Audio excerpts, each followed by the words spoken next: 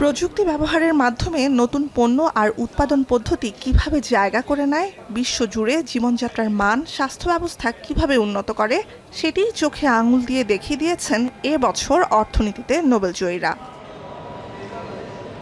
সোমবার royal Swedish academy of sciences এক বিবৃতিতে জানায়, উদ্ভাবন কেন্দ্রিক প্রবৃদ্ধির ব্যাখ্যা দিয়ে চলতি বছর অর্থনীতিতে নোবেল জিতেছেন 3 গবেষক। যুক্তরাষ্ট্রের জোয়েল মুকির, ফ্রান্সের ফিলিপ আগহিয়ন ও কানাডার পিটার হাউইট। টেকসই উন্নয়নকে যেনতেনভাবে গ্রহণ না করে স্থবিরতাকে মানব ইতিহাসের নিয়মিত ঘটনা ধরে নিয়ে উন্নতির পথে বাড়তি শ্রম দিয়ে এগোতে হবে, এমনটাই বার্তা তাদের। বিশ্বের সর্বোচ্চ সম্মাননায় ভূষিত হওয়ার পাশাপাশি পুরস্কার হিসেবে অর্থ বাবদ 1,10,00,000 সুইডিশ ক্রোনার আর পদক পাবেন বিজয়ীরা। Having explained innovation-driven economic growth. With one half, the prize goes to Joël Mokyr for having identified the prerequisites for sustained growth through technological progress.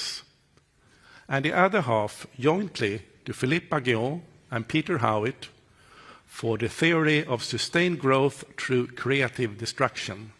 নোবেলজয়ী ত্রয়ীর গবেষণা দেখিয়ে দিয়েছে, অব্যাহত প্রবৃদ্ধির হুমকি সম্পর্কে সচেতন থাকতে হবে এবং প্রতিরোধ করতে হবে বিশ্বকে। অর্থনৈতিক প্রবৃদ্ধির ভিত্তিপ্রস্তর এমন বিষয়বস্তুর উপর আলো ফেলেছে এবারের নোবেল পুরস্কার। Congratulations again to the prize. যুক্তরাষ্ট্রের নর্থ ওয়েস্টার্ন ইউনিভার্সিটির অধ্যাপক মকির ও ব্রাউন ইউনিভার্সিটির অধ্যাপক হাউইট, প্যারিসের কলেজ ডি ফ্রান্স আর যুক্তরাজ্যের London school of economics and political সায়েন্সে অধ্যাপনা করেন আগহিয়ন। যুক্তরাষ্ট্র আর চীনের কাছ থেকে অর্থনৈতিক অগ্রগতির শিক্ষা নিতে হবে ইউরোপকে, এমনটাই মনে করেন আগহিয়ন। নুজহাত কামাল, এখন বিশ্ব।